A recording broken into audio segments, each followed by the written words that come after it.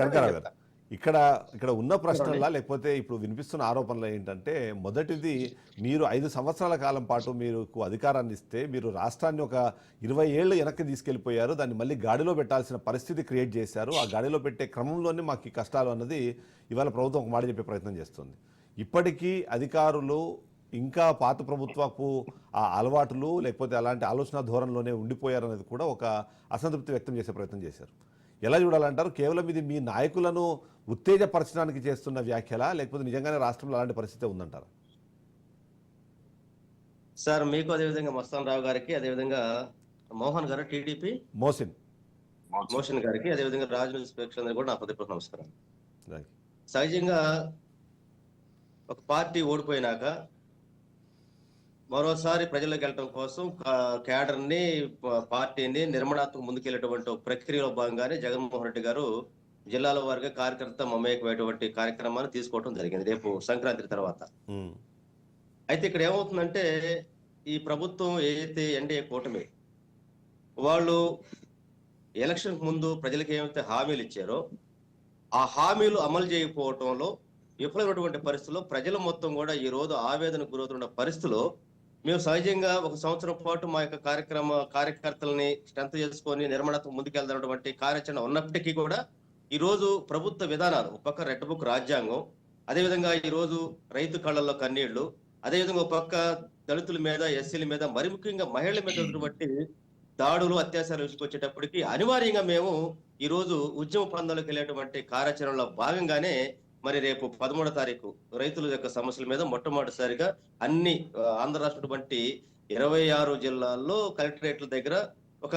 విజ్ఞాపన పత్రం ఇచ్చేటువంటి రైతు సమస్య గురించి మాట్లాడేటువంటి కార్యాచరణతో ఈ రోజు ముందుకెళ్తున్న పరిస్థితి కనపడతా ఉంది. నిన్న కలెక్టర్లు ఎస్పీలతో మీటింగ్ లో చంద్రబాబు గారు ఏమన్నారు, మీరు ఇంకా ఆ పాత వాసనలు, పవన్ కళ్యాణ్ గారు వీళ్ళంతా కూడా 2 మీటింగ్లు పెట్టి మీరు ఇంకా ఆ పాత వాసనలు బాగాలేదు అని చెప్పేసినటువంటిది. అంటే వీళ్ళ యొక్క ఫెయిల్యూర్స్ ని, ఏదైతే ఎన్డీఏ కూటమి ప్రజలకు ఇచ్చినటువంటి హామీల్ని అమలు చేయడంలో ఫెయిల్ అయిపోయారో ఆ ఫెయిల్యూర్స్ మొత్తాన్ని కూడా అధికారుల మీద రుద్దేసి ఇంకా మా కంట్రోల్ చెప్పడం అంటే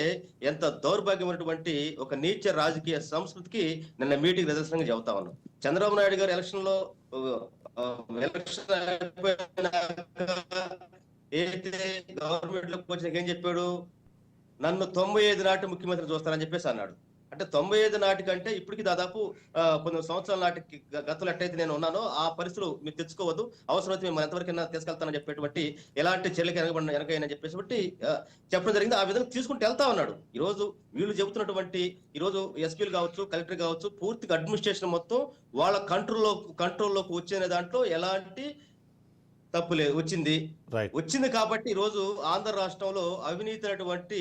అడ్డాగా మారిపోయి ఇసుగు దోసుకోవటం, రైస్ దోసుకోవటం, లెక్కర దోసుకోవటం మొత్తం కూడా ఈ రోజు మొత్తం కూడా జరుగుతుంటా ఉంటే వీళ్ళ యొక్క ఫెయిల్యూర్స్ మొత్తాన్ని అధికారుల మీద రుద్దేటువంటి ఒక ప్రక్రియకి వెళ్ళినటువంటి పరిస్థితుల మధ్య ఈరోజు ఆంధ్రప్రదేశ్ లో ప్రజలు మొత్తం కూడా బాధలకి అన్యాయాలకు గురైనటువంటి పరిస్థితి ఈ రోజు ఆంధ్రలో ఉన్నటువంటి పరిస్థితి మధ్య నిన్న మాజీ ముఖ్యమంత్రి జగన్మోహన్ రెడ్డి గారు ప్రకాశం జిల్లా ఏదైతే విస్తృత స్థాయి సమావేశంలో ఏదైతే మన 13వ తరగతి కార్యక్రమాలకు ముందుకెళ్లే దాంట్లో భాగంగా సమావేశం పెట్టుకోవడం జరిగింది. ఈ రోజు పవన్ కళ్యాణ్ గారు అంటారు, పవన్ కళ్యాణ్ ఏమంటున్నారు, మీ యొక్క ఫెయిల్యూర్స్ అని చెప్పేసి అంటున్నారు. ఈ రోజు వాస్తవానికి గ్రామీణ ప్రాంతాల నుంచి, మండలం కానించి, నియోజకవర్గం కానించి ఒక కేజీ బియ్యము కాకినాడ పోటు దాకా వెళ్తారంటే మధ్యలో విజిలెన్స్ ఏమవుతుంది, ఇక్కడ మొత్తం కూడా రాజకీయ నాయకులే మొత్తం కూడా అవినీతికి పాల్పడుతూ వాళ్ళు మొత్తం కూడా వాటాలు పొందుతూ ఎమ్మెల్యేకి ఎంత, అధికారులకు ఎంత అని చెప్పేసి పంచుకున్నటువంటి నేపథ్యంలోనే రైస్ మాఫియా అనేటువంటి జరుగుతున్నటువంటి ఎన్నింటినీ పక్కదర పడిచే క్రమంలో నిన్న కలెక్టర్ల మీద, ఎస్పీల మీద చంద్రబాబు నాయుడు ఇప్పుడు కూడా గుర్తుపెట్టుకోండి, ఏదైనా లాభం జరిగితేనే మొత్తం నా వల్ల నేనే అంటాడు, ఏదైనా నష్టం జరిగితే నాది కాదు వాళ్ళ తప్ప అని చెప్పేసి ఇంకోటి మీద రుద్దటం తప్ప అతను మరి 40 సంవత్సరాల ఎక్స్పీరియన్స్ అంటారు, 3 సార్లు 4వ సారి ముఖ్యమంత్రి అయ్యాడు, మరి అంత పెద్ద మనిషి మరి ఈ రోజు ఆ విధంగా మాట్లాడటం చాలా బాధాకరం.